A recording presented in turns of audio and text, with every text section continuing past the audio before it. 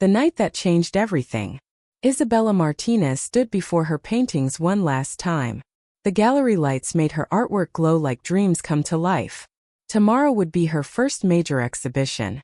Tomorrow her life would begin. She was 24, talented, and engaged to Richard Sterling, the man every woman wanted. Her future sparkled like the champagne she'd drunk celebrating earlier. "Just checking the final pieces," she told the security guard. Her fingers traced the canvas edges lovingly. Years of work. Years of hope. All coming together perfectly. The smell hit her first. Sharp. Chemical. Wrong. Then she heard the crackling sound. Soft at first, then growing louder, angrier, hungry. Fire. Orange flames erupted from the storage room. They moved fast, impossibly fast, eating canvas and wood and dreams. Isabella ran for the exit, but the flames were faster. They caught her dress, her hair, her skin. She screamed, a sound that would haunt her forever. She fell. The world became pain and heat and the terrible smell of burning flesh. Her flesh. Someone pulled her out, dragged her across concrete. Cold water hit her body. Sirens screamed in the distance. Then darkness took her, merciful and complete. ####, the mirror's truth. 3 months later, Isabella finally looked in the mirror. Really looked. The right side of her face was a landscape of scars. Twisted, red, angry skin that pulled at her eye and mouth. Her beautiful black hair had burned away on that side, leaving patches of scarred scalp. Her hands, once so graceful with a paintbrush, were clawed and stiff. "The grafts are healing well," the doctor said gently. "With time they'll fade. Physical therapy will help your hands regain some movement." Some movement. Some. Not all. Never all again. She would never paint the same way. Never look the same way. Never be the same Isabella who had laughed and loved and believed in happy endings. "When is Richard visiting?" she asked. Her voice came out flat, emotionless. The nurse looked away. That told Isabella everything. Her fiancé had visited once, right after the accident. He'd taken one look at her bandaged face and left. He hadn't returned. His calls stopped. His texts disappeared. Finally, his assistant delivered a message. "Richard believes it's best if you both move on with your lives." Move on. As if she could move anywhere with a face that made children cry and adults look away in horror. #### family rejection. Isabella's parents came, of course. They had to. Society expected it.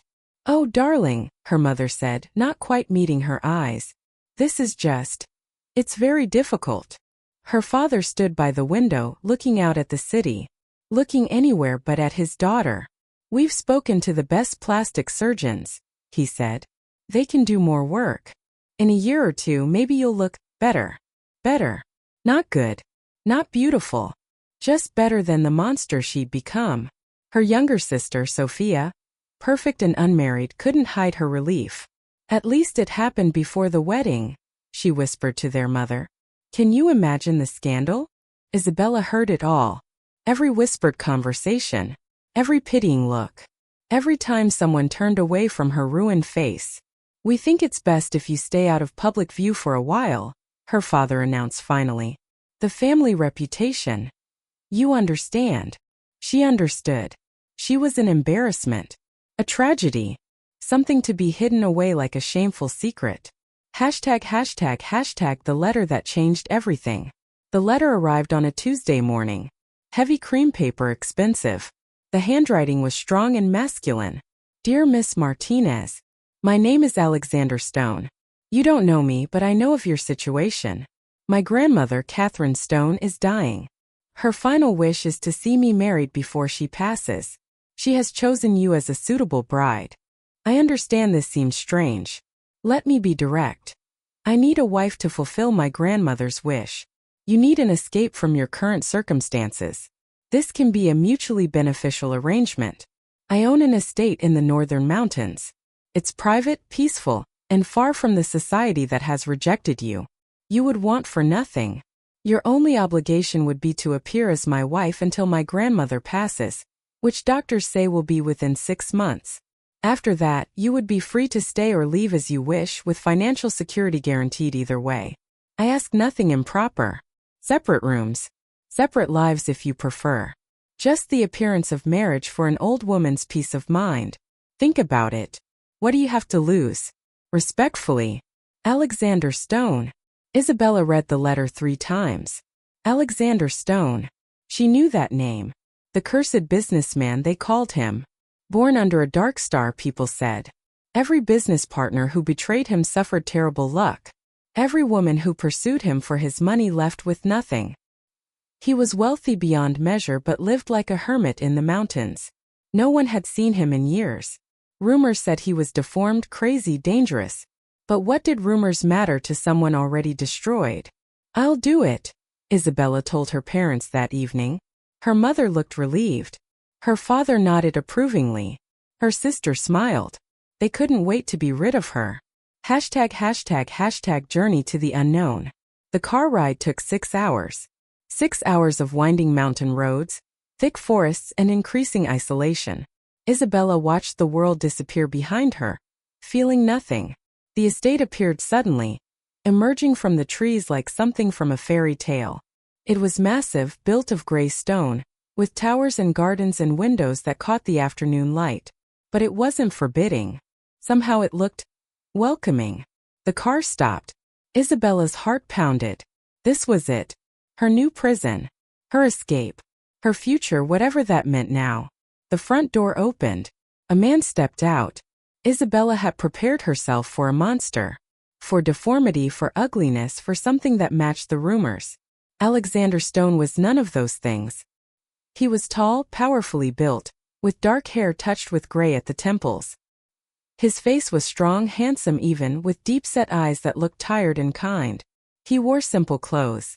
Jeans and a wool sweater. No pretense. No display. He walked toward her car, opened her door himself and offered his hand. "Miss Martinez," he said. His voice was deep, gentle, warm. "Welcome home." Home.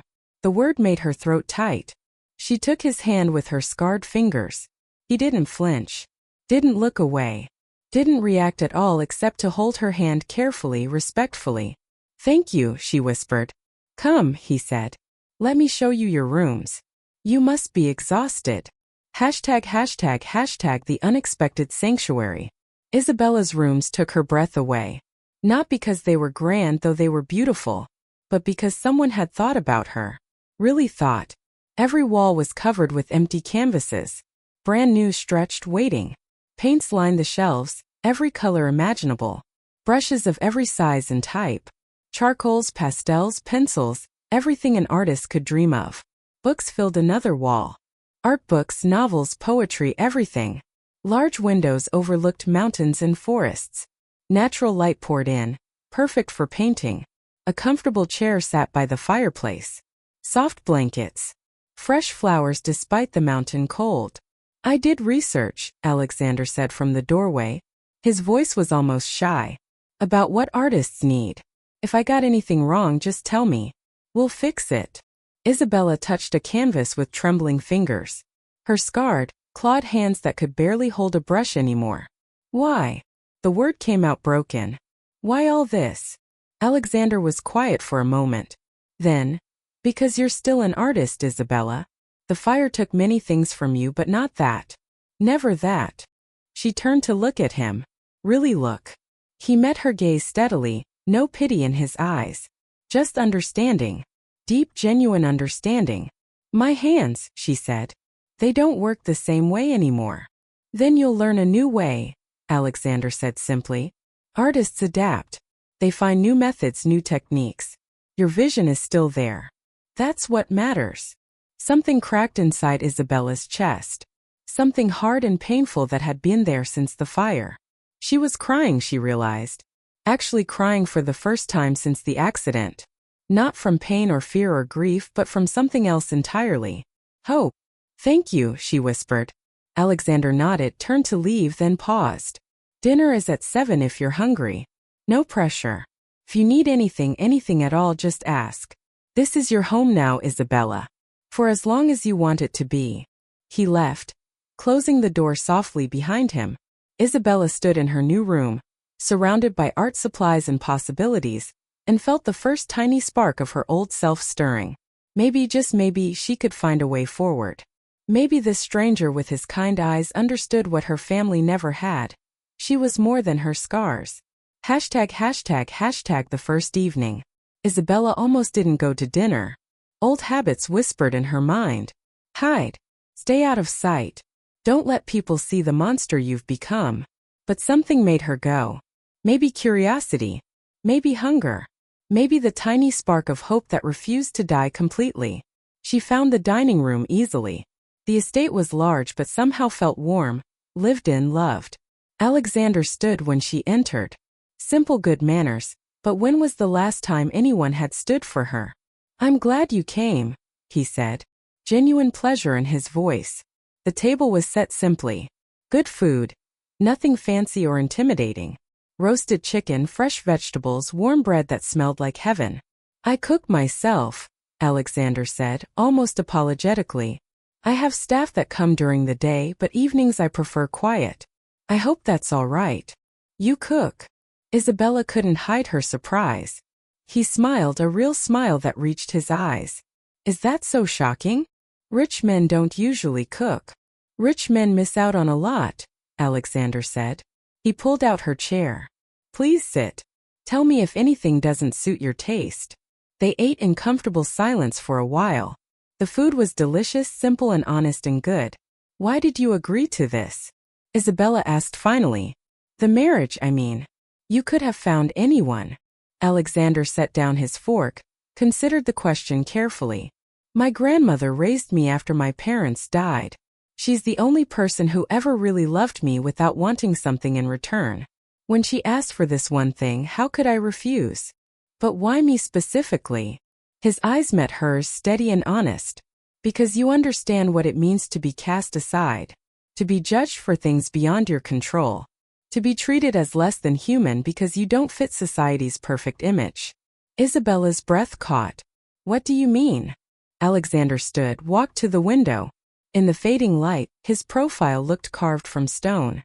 My parents were murdered when I was 8, he said quietly.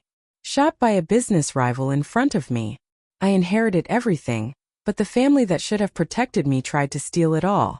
They spread rumors that I was cursed, dangerous, that anyone who got close to me suffered. He turned back to her. They wanted to control me through fear. Instead, they isolated me completely. By the time I was old enough to fight back, I'd learned to prefer solitude, to trust no one, to expect nothing from people. That's terrible, Isabella whispered. Yes, Alexander agreed. But it taught me something important. The world judges by surfaces, by appearance, by reputation, by things that don't matter. Real worth is deeper, much deeper.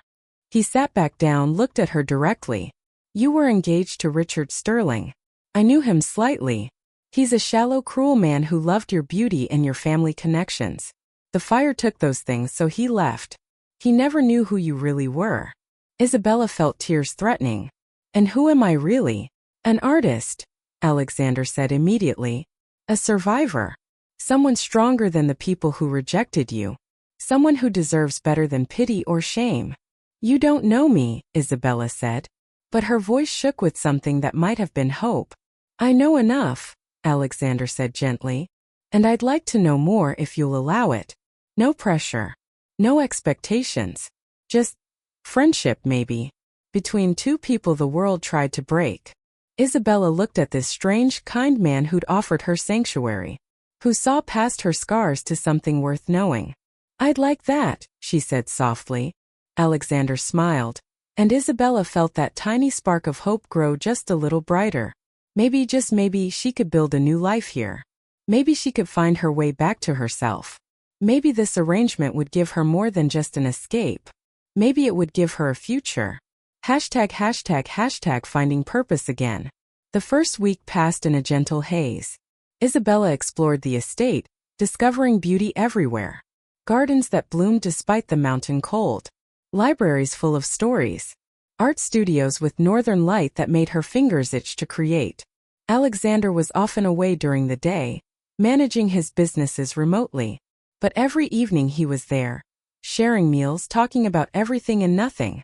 He never asked about the fire, never pressed her to share more than she wanted, never made her feel broken or damaged. Slowly, carefully, Isabella picked up a paintbrush again. Her scarred hands shook. The brush felt foreign, wrong. Nothing moved the way it should. She wanted to throw it across the room, wanted to scream at the unfairness of it all. Instead, she took a breath, tried again, adjusted her grip, found a new way to hold the brush, one that worked with her damaged hands instead of against them. The first stroke was ugly, clumsy, terrible. The second was slightly better. By the 100th, she was crying again. But this time from joy. She could still create. It was different, harder, but possible. May I see? She turned. Alexander stood in the doorway, careful not to intrude. Isabella hesitated, then nodded. He came closer, studied her work. She'd painted mountains, abstract and emotional, full of pain and hope tangled together. It's beautiful, he said quietly. Raw. Honest. Better than beautiful, actually. It's real. It's ugly, Isabella said. Compared to what I used to paint. It's different, Alexander corrected. Not better or worse. Just different. And Isabella? Sometimes different is exactly what the world needs. She looked at him, this man who spoke about healing without using the word, who understood pain without demanding her story. Thank you, she said. For the supplies. For this space. For everything. You don't need to thank me, Alexander said. This is your home now. Everything here is yours as much as mine. That night, Isabella slept deeply for the first time in months. In the morning she painted again. And slowly, stroke by stroke, she began to find herself again. Part 2. Rising from the flames. The children who brought light. Isabella discovered the children by accident. She was walking through the estate gardens when she heard laughter. Real, genuine, joyful laughter that pulled at something deep inside her. Following the sound, she found Alexander in a clearing with a group of about 15 children. They ranged from about 6 to 14 years old, all dressed warmly against the mountain cold. And this, Alexander was saying, holding up a small canvas, is where you let your imagination go wild. No rules. No right or wrong. Just what you feel. A little girl raised her hand. But what if I'm not good at it? Alexander knelt down to her level. Art isn't about being good. It's about being honest. Show me what's in your heart, and that's perfect. Always. Isabella watched transfixed. She'd never seen Alexander like this, animated and warm, completely at ease. One of the older boys noticed her first. Who's that? He asked, pointing. All eyes turned to her. Isabella's hand instinctively went to her scarred face. She almost ran. But Alexander smiled, stood, and gestured her forward. Everyone, this is Isabella. She's a real artist. Isabella, these are my students. Students? Isabella asked. I run a program, Alexander explained. Children from difficult situations come here on weekends. We teach art, music, whatever they're interested in. Give them something beautiful in lives that are often hard. A small boy with serious eyes walked up to Isabella. He couldn't have been more than 7. What happened to your face? Marcus, the adult supervisor gasped. That's not polite. But Isabella knelt down, met the boy's curious gaze. I was in a fire. It hurt me, but I survived. Were you scared? Marcus asked. Very scared, Isabella admitted. I still am sometimes. The boy nodded seriously. Then he held up a drawing. It showed a stick figure with scribbles on one side. This is me. I have a birthmark. Kids say I'm ugly. Isabella's heart cracked open. She looked at the purple birthmark that covered half of Marcus's face. Do you know what I see when I look at you? What? A brave, honest boy who draws beautiful pictures and asks important questions. The birthmark is just part of your story. It doesn't define who you are. Marcus considered this. Then he smiled. You're pretty. Isabella felt tears threatening. Thank you, Marcus. Will you teach us to paint? A girl asked hopefully. Alexander says you're very talented. Isabella looked at Alexander. He nodded encouragingly. My hands don't work the same way anymore, she said slowly. But yes. I'd love to teach you what I can. The children cheered. Just like that they accepted her. Scars and all. #### discovering hidden depths. Why didn't you tell me about the program? Isabella asked that evening over dinner. Alexander shrugged. I don't usually talk about it. People either think I'm showing off or looking for tax breaks. Neither is true. So why do it? He was quiet for a moment, choosing his words carefully. When my parents died, I had no one. My grandmother tried, but she was dealing with her own grief. I felt invisible, like I didn't matter to anyone. These kids, they're going through their own hard things. Abuse, neglect, poverty. If I can show them they matter, that they're seen, maybe it makes a difference. Isabella reached across the table, placed her scarred hand over his. You're a good man, Alexander Stone. He looked at their hands together, seemed surprised by the touch. I'm just a man trying to do something worthwhile. Can I help more? With the program. His face lit up. Really? That would be amazing. The kids loved you today. Marcus hasn't stopped talking about the pretty fire lady, who understands him. Isabella laughed, the sound surprising her. When had she last laughed? The pretty fire lady. I like that. Over the following weeks, Isabella threw herself into the program. Every Saturday, she taught the children to paint. She showed them how to adapt, how to find new ways of creating when the old ways didn't work. She taught them that limitations could become opportunities. That being different was a gift, not a curse. And in teaching them, she taught herself the same lessons. #### The art exhibition secret. 3 months after arriving at the estate, Isabella made a decision. She would paint again. Really paint. Not just teach or dabble, but create something meaningful. She worked in secret, mostly at night when Alexander was asleep. Her new style was different from her old work. Darker, more emotional, full of pain and healing and hope tangled together. She painted faces with scars, children with birthmarks, people society overlooked, rendered in vivid colors that demanded attention. She painted Alexander without him knowing, capturing the kindness in his eyes, the strength in his stance, the loneliness that still lingered around him sometimes. She painted herself as a phoenix rising from flames, not beautiful but powerful, not perfect but real. When she had enough pieces, she contacted her old gallery owner, the one who'd been so devastated by the fire that destroyed her work. Isabella. Maria's voice cracked with emotion. Is it really you? I tried to reach you, but your family said you needed privacy. I'm well, Maria. I'm painting again. That's wonderful. I'd love to see your work.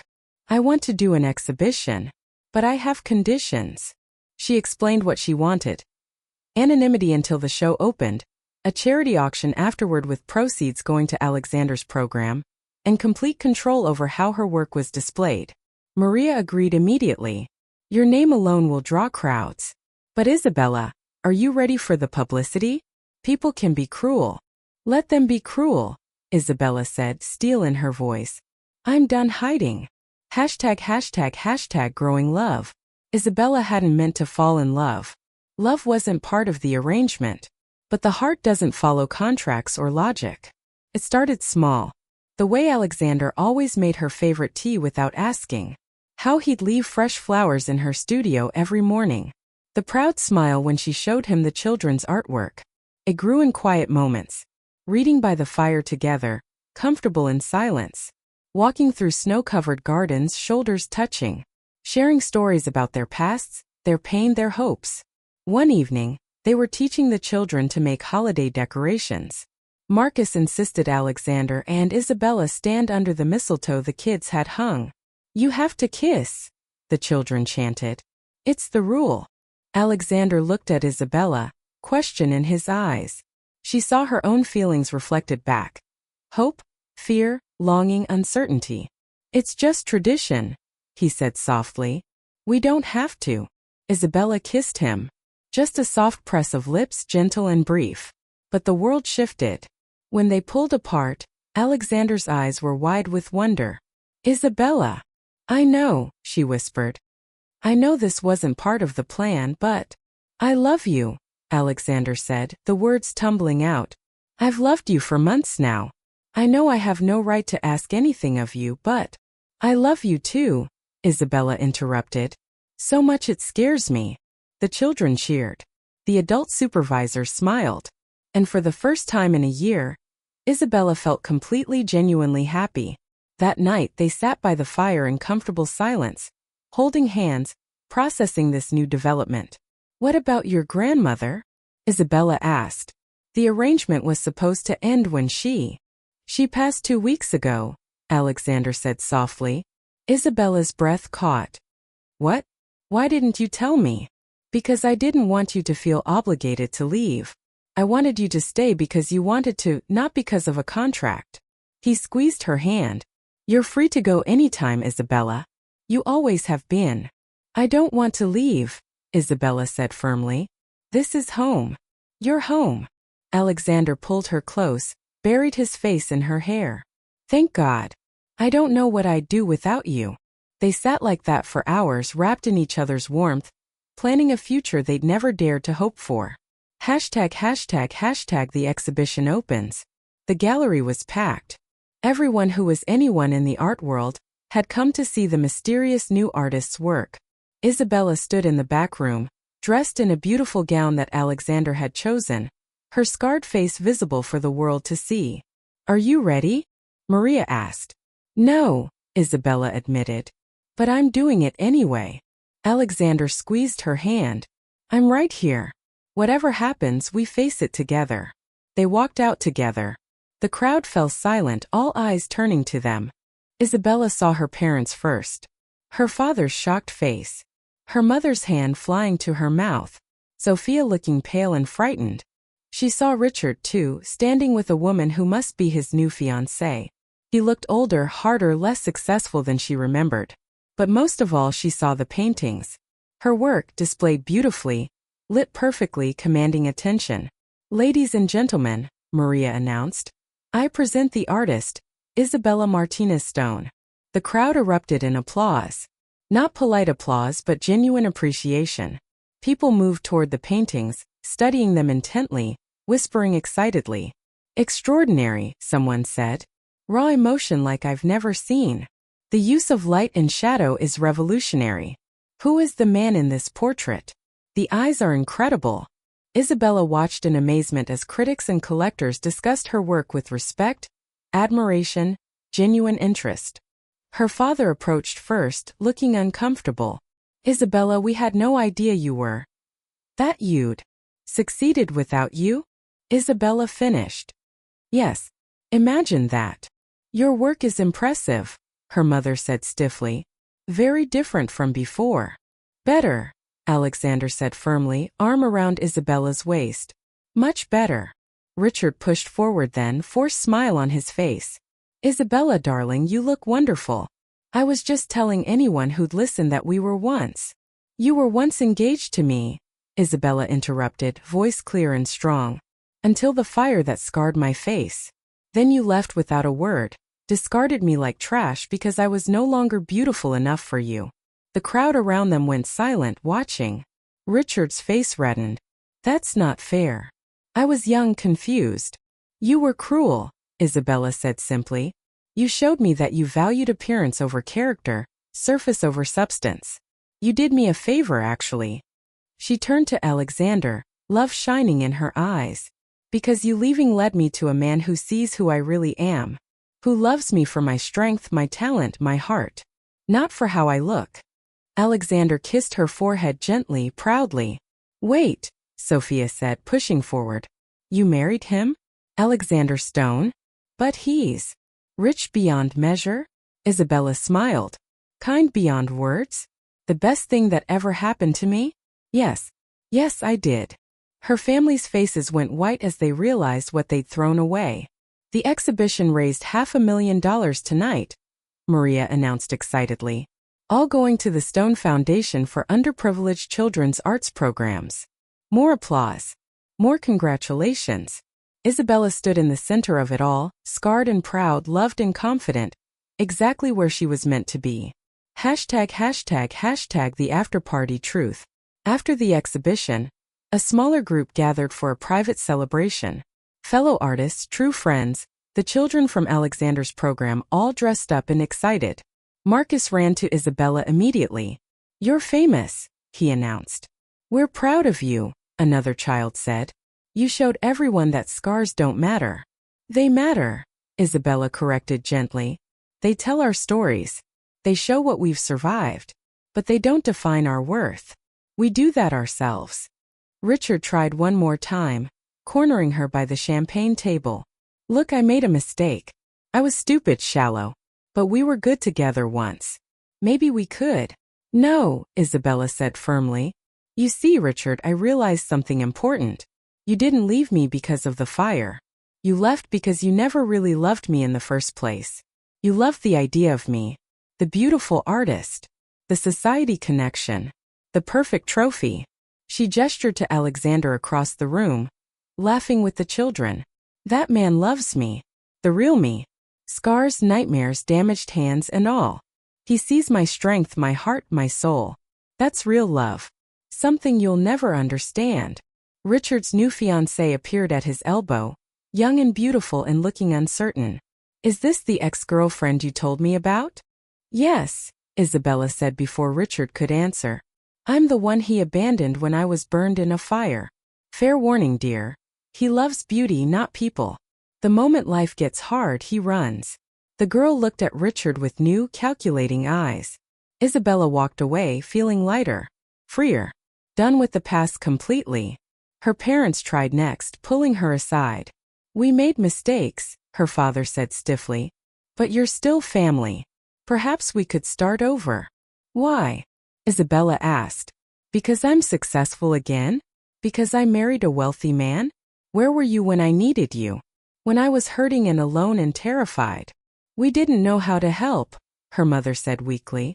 "You could have tried," Isabella said. "You could have loved me anyway. But you didn't. You chose shame over compassion, reputation over your daughter." "Isabella, please." "I forgive you," Isabella said clearly. "Not for you but for me. But forgiveness doesn't mean forgetting. It doesn't mean letting you hurt me again. I have a new family now. People who love me unconditionally." She walked back to Alexander, took his hand. He pulled her close, kissed her temple. "You okay?" he murmured. "Perfect," she said honestly. "Let's go home." Building their future. The months following the exhibition passed in a blur of happiness. Isabella's art sold out completely. Commissions poured in from around the world. But she was selective, only taking projects that spoke to her heart. She spent most of her time with the children's program, which had expanded thanks to the exhibition funds. They now had a permanent building, full-time teachers, programs 5 days a week. Alexander proposed properly one evening, under the stars, with the mountains as their witness. "I know we're already married on paper," he said, kneeling with a ring that sparkled like captured starlight. "But I want to do this right. Isabella Martinez, will you marry me again? Really marry me with our hearts fully committed, our future stretched before us?" "Yes," Isabella said through happy tears.